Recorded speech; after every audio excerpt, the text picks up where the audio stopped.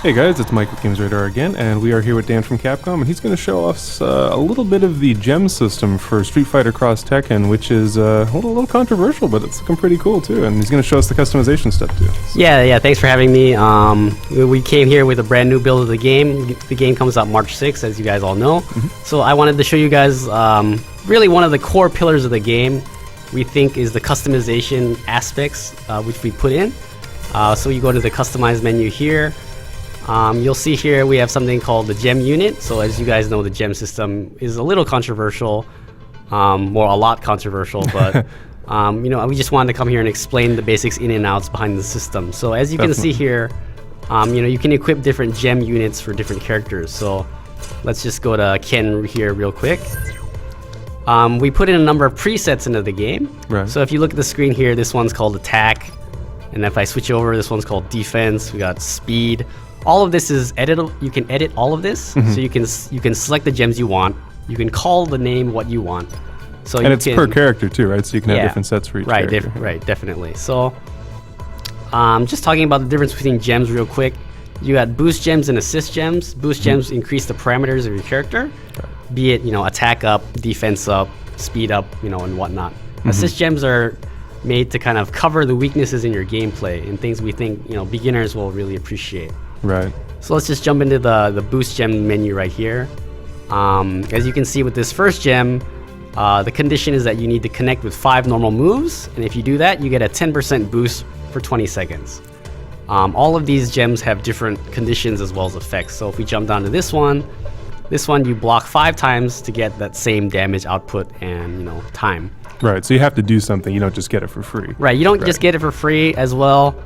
The effects aren't that large. It's like 10, 20, 30%. Little touches, yeah. But we kind of balance it out by gems that have a larger effect, say the plus 30 ones, will only be active for a shorter amount of time. Okay. So, ones that give you plus 30%, like this one, it only lasts 10 seconds. Right. And in addition for this one, you have to be in Pandora mode.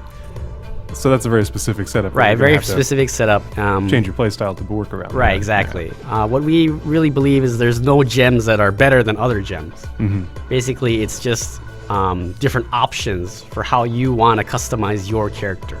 Now, do you get all these gems from the beginning of the game, or do they unlock as you play? And that yeah, they're all available from the very beginning of the game. So there's no unlocking. You can just boot up the game, and then you have all these options available to you. We just want players to go through the list and then decide, what kind of player am I? Am I the kind of player who's a rushdown player, who wants my gems to activate when I'm attacking?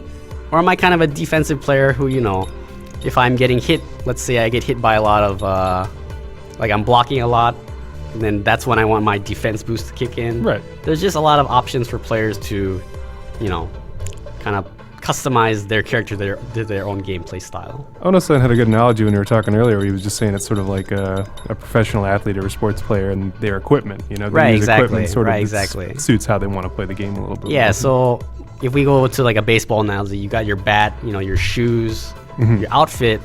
This is all equipment that helps you play the game of baseball better. But just by having good shoes doesn't make you a good player, right? Yeah, exactly. So I think a lot of people are worried like, oh, I'm going to be beaten by someone who doesn't know anything about the game, even though I put in all this time. Right. And we're here to say that's not going to happen. Even if they have, they've customized, they have these certain gems, it doesn't mean that they're going to be able to beat players who are better than them just based off the gems alone. You still need to put the time into the game and, work on, that training mode kind of thing. Yeah, if you're confident in your skills, it's not going to be overridden by the gems. Right. So we can jump over here to the assist gems, and these were ones that were more controversial because a lot of people were saying, I don't want to be beaten by someone who doesn't know what they're doing. Right.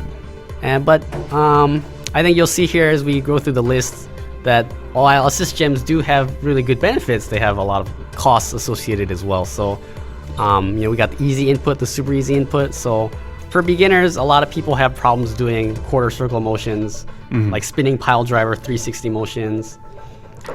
So what the easy input gems let you do is they simplify the commands to maybe it's not a half circle, maybe it's one direction or 2 directions and then a button. Okay.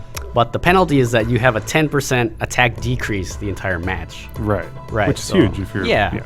Right, exactly. If you're the kind of player who can do 360 or Dragon Punch motions, you're not gonna need this gem. It's really for the newer players who need that extra help. A little stepping stone too, Right, I imagine exactly. if you're doing the simplified inputs, you're going to get more naturally used to doing it. Right. And I think people are worried about charge characters like Guile.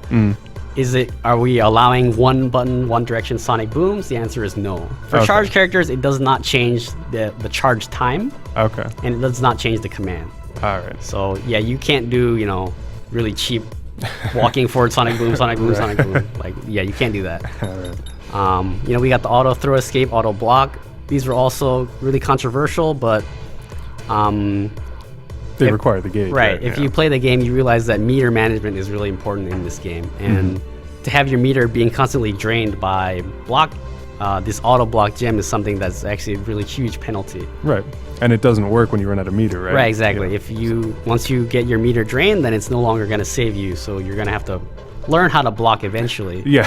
Important part. Right. Important part of fighting games, but it's just there to kind of, instead of getting blown out completely if you're a beginner, right, you have more time to kind of work on your game and just, have a little more fun instead of just, oh, he kicked my ass, so I'm going to quit. That's the worst scenario, really.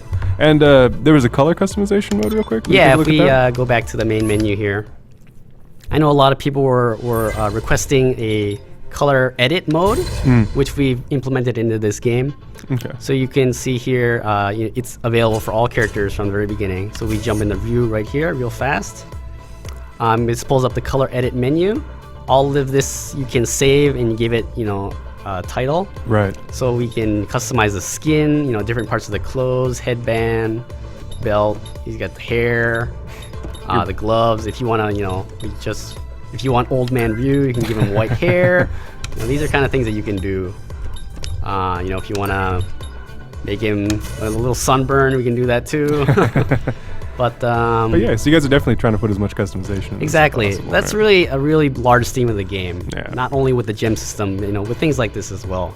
It's like, you get a lot of fighting games and they seem a little rigid in what they want you to do. But Right, this one exactly. seems like it's trying to open it up a bit. And Right. We want as many new players to come play the game, but we realize that the existing fan base, we put in a lot of things for them as well. Right. So there's only 4 colors here now. We're going to be releasing more colors for free down the road as DLC updates. Cool. Depending on the season, if it gets around Christmas, maybe we'll throw out a Christmas color pack.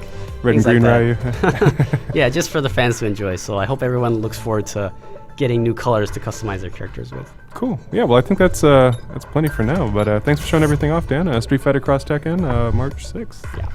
Yeah, thanks a lot.